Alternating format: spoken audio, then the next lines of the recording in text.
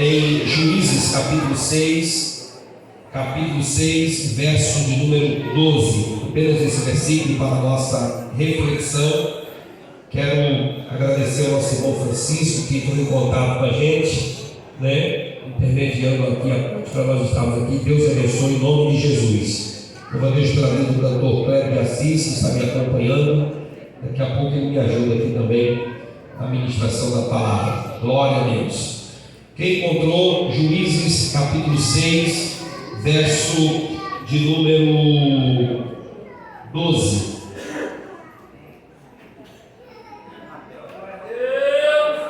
Se eu soubesse que Samuel estava nesse sufoco para pregar, eu tinha segurado mais um pouquinho. Aí chegava aqui e encontrava um negão. Vamos terra aqui. Glória a Deus.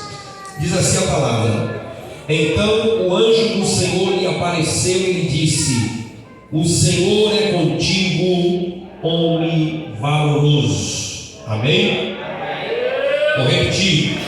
Então o anjo do Senhor lhe apareceu e lhe disse: O Senhor é contigo, varão valoroso. Amém? Glória a Deus. Querido, o texto bíblico em que lemos, ele faz parte da história de Israel em um período em que a nação não tinha rei. É tanto que uma das frases mais conhecidas do livro dos Juízes é: neste tempo não havia rei, e cada um fazia o que bem entendia ou parecia certo aos seus próprios olhos. A Bíblia diz que quando Israel saiu do Egito, saiu sob a liderança de Moisés, e durante todo o período do deserto, Moisés foi o líder, o cabeça daquele povo, dando direção, dando assim ordem ao agrupamento, a todas as pessoas, para que eles tivessem um rumo a tomar, uma direção a tomar. Chamavam para a responsabilidade. Após a morte de Moisés, Deus preparou Josué. Josué foi o sucessor.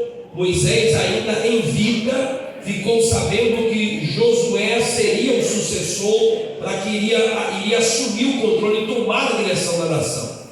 Mas na morte de Josué não acontece o mesmo. A gente não percebe uma sucessão, não há um líder para assumir o controle da nação. A nação fica instável, entregue a cada líder tribal, e a nação não tinha uma liderança única, uma liderança forte, que pudesse representar bem e dar continuidade ao projeto de Deus. E na falta deste líder, a Bíblia diz que levantou uma nova geração que não conhecia o Senhor, e cada um fazia o que bem entendia. Então, quando nós começamos a ler o livro dos Juízes, nós percebemos uma decadência muito forte, na falta de líderes comprometidos com o reino e com a obra de Deus. Nós percebemos uma outra decadência, que é a falta de formação dos próprios filhos, ou seja, uma geração não conseguia passar o bastão para outra, não conseguia tornar um legado para a próxima geração, e isso gerou uma crise espiritual naquela nação. Para os irmãos terem ideia, no capítulo 6, a nação já estava sob o domínio dos amalequitas e midianitas já há 7 anos, 7 anos de escravidão, 7 anos sendo subjugados, dominados pelos midianitas e amalequitas. Os midianitas e amalequitas tinham uma estratégia. Eles eram nômades e eles saíam habitando de nação em nação, e eles passavam por dentro da nação israelita e destruíam toda a plantação, destruía o alimento, destruía o gado, destruía as ovelhas, levava o alimento, e a nação de Israel chegou ao ponto de ter que plantar dentro das cavernas para tentar ter um pouco de alimento escondido para que pudesse se alimentar. Para os irmãos terem ideia, a crise da nação israelita era tão forte que em um dos capítulos, se não me engano, no capítulo 14, a nação comete um estupro coletivo, a ponto do dono ou marido da mulher ter que cortar o corpo corpo dela, depois que ela morreu, em pedaços, e mandar um pedaço para cada tribo, para chamar a atenção dos juízes e das autoridades, por causa da injustiça que ele tinha sofrido e não havia punição para o seu tempo. A nação estava completamente arruinada, mergulhada no pecado. Quando eu olho para esse cenário bíblico, eu vejo que não é muito diferente o que nós estamos vivendo nos dias atuais. Estamos vivendo uma época em que há uma falta, ou uma crise na liderança política e na liderança espiritual do nosso país. Deus precisa levantar líderes, homens de Deus, mulheres de Deus, comprometidos com o reino, com os valores eternos, gente que não se enverga e que não se quebra diante as oportunidades fáceis desta vida, gente que tem compromisso com o reino e com a sua palavra. Estamos vivendo uma época em que a inversão de valores, dos papéis morais, a educação dos nossos filhos está comprometida. Disse bem o deputado Samuel: precisamos de gente que representa a igreja, gente que chega aonde chegar e diz: eu sou de Cristo e não tenho vergonha do evangelho que prego e do evangelho que vivo. Glória ao nome do Senhor. Disse bem quando disse que nós não somos defensores da igreja, nós somos representantes do povo de Deus, e aonde a gente chega, a gente exala o sabor do sal da terra, da luz do mundo. Glória ao nome do Senhor Jesus Cristo. Quando eu olho para o texto, eu percebo que o anjo desce para falar com a nação. Deus desce e depois encontra um homem chamado Gideão, e este homem está onde? Ele está no lagar. Ele está malhando trigo no lugar que era para colocar uva. Ele está tomando a iniciativa de fazer alguma coisa pela sua família. Gideão se tornou referência de um herói, de alguém forte, de alguém de força, de coragem, de fibra. Nós temos aqui, por exemplo, no Brasil, Gideões missionários nos maiores congressos conhecidos no Brasil. Nós temos, por exemplo, aqueles Novo Testamento, dos Gideões também produzido por o Gideões Internacional, e distribui aqueles Novo Testamento pelo país inteiro. Quantos grupos nós conhecemos com o nome Gideões de Cristo, E assim o nome Gideões se tornou referência daquela luta do pequeno contra o grande, do forte, de alguém que tem força, de alguém que tem coragem. Mas quando eu olho para a vida de Gideão, não é esse homem super-herói que nós talvez conseguimos imprimir depois das conquistas. O Senhor, quando encontra Gideão, encontra um homem cheio de fraquezas, de complexo, de inferioridade, alguém que se sente pequeno, alguém que tem dúvida com relação ao seu próprio potencial, que tem dúvida com relação ao que Deus vai fazer, ao que Deus vai mover sobre a vida da nação. Ele tem dúvidas, ele é um homem comum, ele é alguém igualmente a mim, igualmente a você, que tem limitações, que tem fraquezas, que tem limites, que tem falhas, mas tem um Deus que está dizendo: você é varão valoroso, você é varão valoroso. E por que Deus está dizendo que ele é varão valoroso? Porque Deus não está falando do momento do agora. Deus está vendo o Gideão do futuro, Deus está vendo o Gideão da batalha, o Gideão que vai vencer, o Gideão que vai guerrear. E esta noite Deus está trazendo uma palavra para cada homem que está aqui. Talvez você esteja pensando que Deus vai procurar alguém nos palácios, alguém grande, alguém de nome, de renome. Não, Deus está procurando a eu e você, gente comum, gente do dia a dia, gente da luta, gente da labuta, gente que levanta para trabalhar, e Ele está dizendo: eu conto contigo, varão valoroso, varão valoroso, varão valoroso, varão valoroso. Glória ao nome de Jesus. Oh, glória ao nome do Senhor. Aleluia, glória a Deus. Quando o Senhor diz assim: eu estou contigo, varão valoroso, Ele levanta uma dúvida dizendo assim: se o Senhor está comigo, como é que nos sobreveio todo este mal? Por que estamos passando por tudo isso? Gideão está com dúvidas, ele está no coração pensando: como é que nós estamos passando pelo que está passando? coração, mas ele não estava entendendo que tudo aquilo era consequência de uma vida errada que a nação tinha praticado e agora estava colhendo as consequências daquilo. Mas o Senhor insiste e diz: pelas tuas mãos eu farei ou eu trarei livramento para este povo. E ele diz: como? Eu sou o menor da minha casa, eu sou o menor da minha família, a minha família também é a menor, é a mais pobre. Olha quanta dúvida está aqui. E o Senhor diz: olha, eu vou te usar para livrar esta nação. E ele diz: como o Senhor fará isso? O que aconteceu com os milagres que aconteceram no passado e não está acontecendo no presente? E talvez há alguém aqui a quem Deus tem dito através da sua palavra: eu tenho uma obra na tua vida, eu tenho um chamado específico, há algo grande que eu quero fazer através de você, e você está adiando, você está se esquivando, colocando desculpas diante de Deus. Mas esta noite a palavra de Deus diz: chega, basta de desculpa, chega de justificativa, é tempo de sair debaixo do cavalo, é tempo de ser usado por Deus, é tempo de ser usado para a glória do nome do Senhor. Se você crê nesta palavra, então dá lugar ao Espírito Santo. E alguém aqui que pode levantar uma das mãos e glorificar o nome do Senhor? Oh, glória a Deus! Oh, glória a Deus! Glória a Deus! Eu sinto a presença do Espírito Santo aqui esta noite. Glória ao nome do Senhor. Quando Deus começa a conversar com Gideão, ele começa então a fazer exigências. Estava cheio de dúvidas, e para tirar as dúvidas ele começa a fazer exigências. Ele diz: se é o Senhor que está falando comigo, então espera, quero que o Senhor aguarde aqui, porque eu vou lhe oferecer uma oferta, eu vou lhe oferecer um sacrifício. O Senhor vai esperar eu preparar o pirão, o Senhor vai esperar eu cozinhar o cabrito, o Senhor vai esperar eu misturar a farinha, o Senhor vai esperar eu fazer tudo, trazer um caldo, colocar aqui, o Senhor vai me esperar. Aí o anjo disse: eu espero.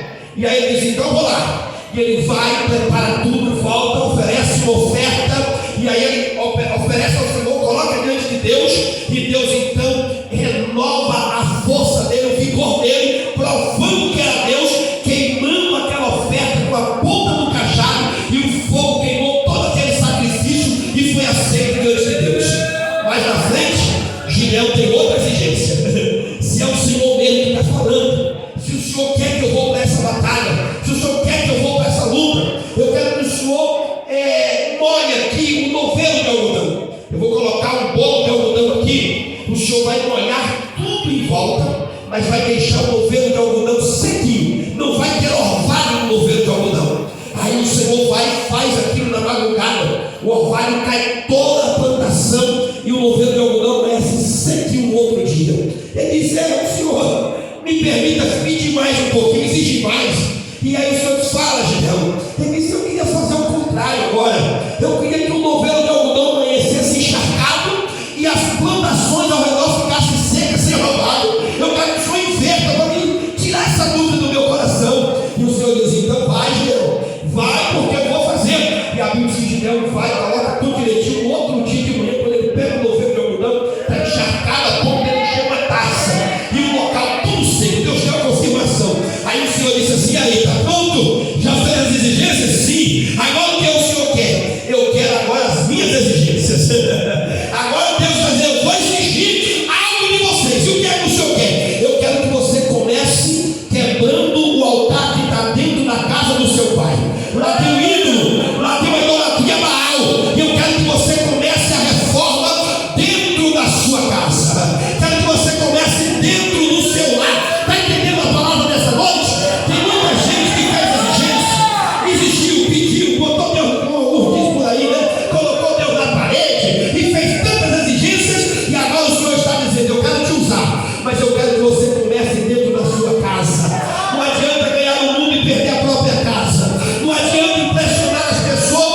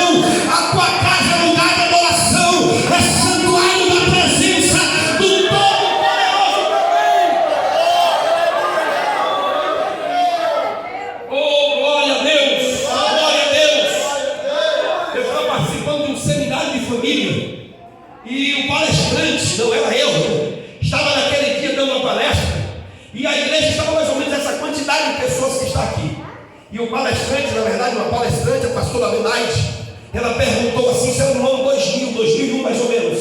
Ela disse assim: quem aqui faz culto doméstico regularmente?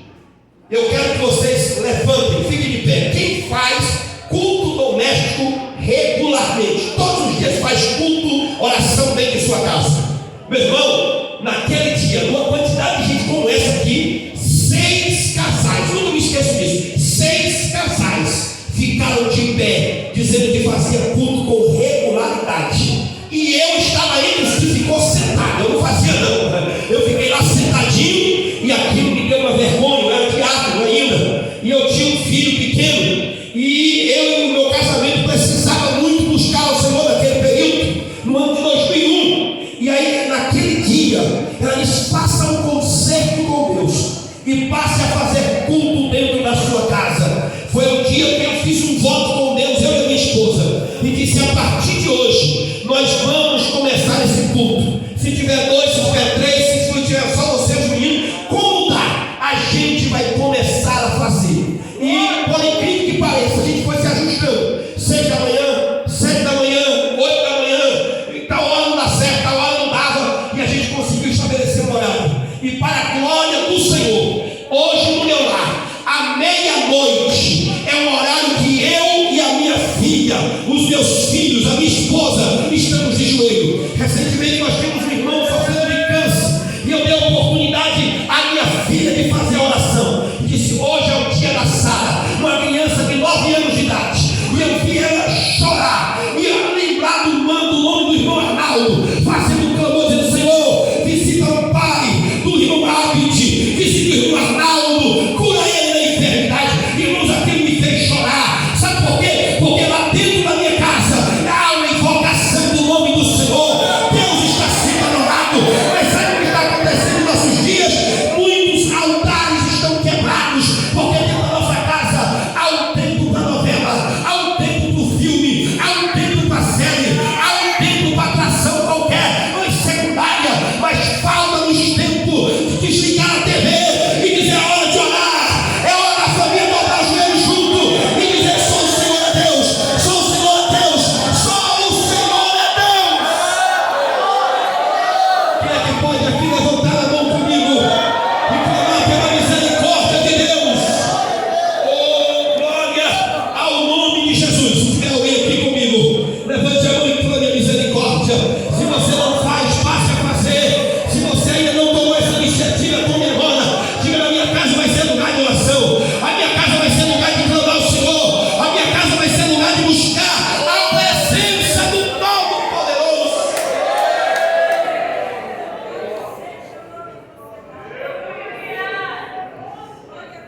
Oh, glória a Deus. Oh, glória a Deus. Oh, glória a Deus. Aleluia. Glória ao nome do Senhor. Aleluia. Aleluia. Estou sentindo a presença do Espírito Santo aqui neste lugar nesta noite. Aleluia. Glória a Deus. Aleluia. Gideão estava fazendo exigências, e o Senhor disse: eu tenho mais uma exigência. Reúne o povo, convoca todos os homens para a guerra. Ele convocou. Aí o Senhor perguntou e disse: tem quantas pessoas aí? Ele disse assim: tem 32 mil homens. Quantos homens eu disse? 32. Aí o Senhor disse assim: é muito.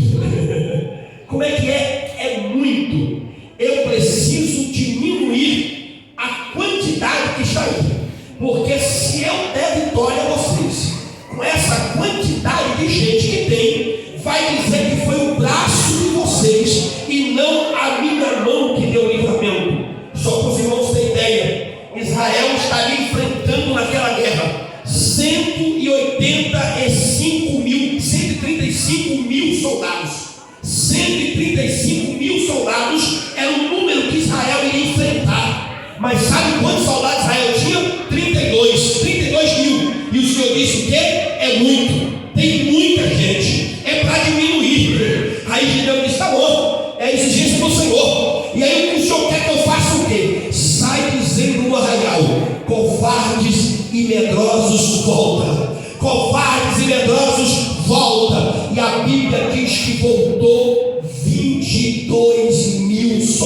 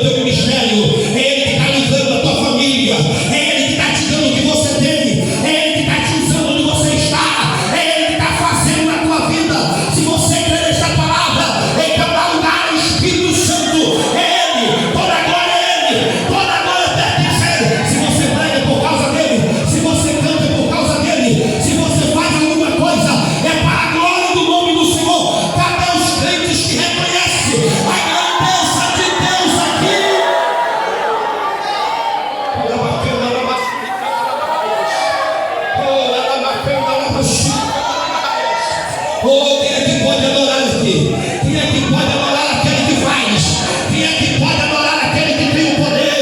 Quem é que pode adorar aquele que está no controle de todas as coisas? Ele está dizendo: eu vou cortar laço, eu vou fazer o livramento acontecer, eu vou visitar a tua casa, mas você vai dar glória ao meu nome. É o nome do Senhor, é o nome do Senhor, é o nome do Senhor. Aleluia.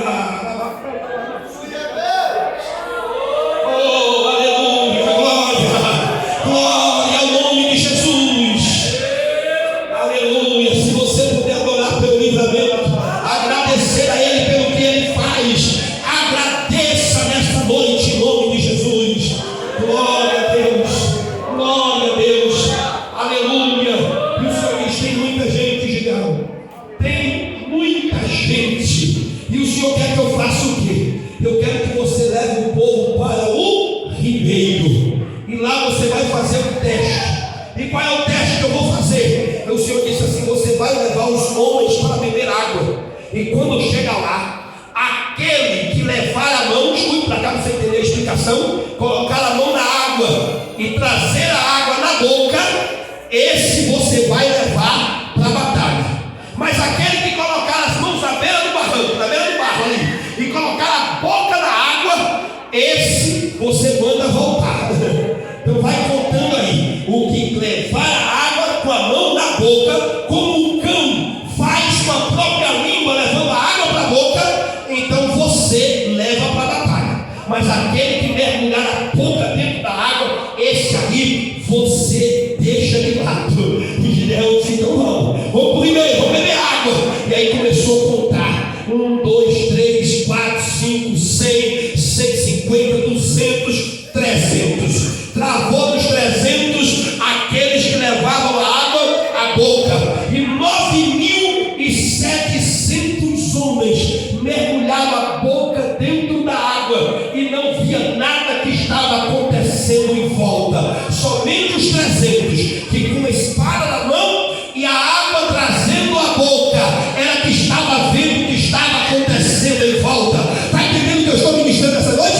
Já tem gente que pegou, tem gente que está perdendo a batalha porque não está vigiando. Está entendendo? Na hora de descer do ribeiro, mergulha com tudo e não vê o que está em volta. Deus está dizendo: vigia, vai prestando atenção, mantém a espada na mão, vai trazendo a água à boca, vai se alimentando, vai se refrigerando, porque Deus está escolhendo os vencedores aqui. Você quer essa palavra? Você quer essa palavra? Se você estiver vigiando, a vitória aí, a livramento aí, em nome de Jesus. Oh, glória! Só 300, o cidadão fica com medo, não fica não?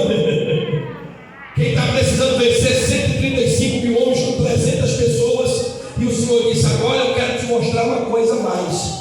Se tiver um pouquinho de dúvida, já estou terminando, se estiver um pouquinho de dúvida no seu coração, você vai fazer o seguinte: você vai entrar no arraial dos midianitas e vai ouvir o que eles estão falando. Deus disse o que para Gideão? Se você tiver dúvida, entra no arraial e ouça o que eles estão falando. Aí o que foi que Gideão fez? Chamou o servo e disse: vamos comigo, eu vou entrar no arraial. O Senhor disse: se tiver alguma dúvida aí pairando no meu coração, é para mim entrar lá dentro e observar o que está acontecendo. E aí a Bíblia diz que ele desceu juntamente com o seu moço e foi até as barracas que estavam lá. E a Bíblia diz que no momento que ele desce, ele ouve dois homens conversando dentro de uma barraca, e os dois diziam um para o outro: eu tive um sonho esta noite. O que é? Eu tive um sonho. Você teve um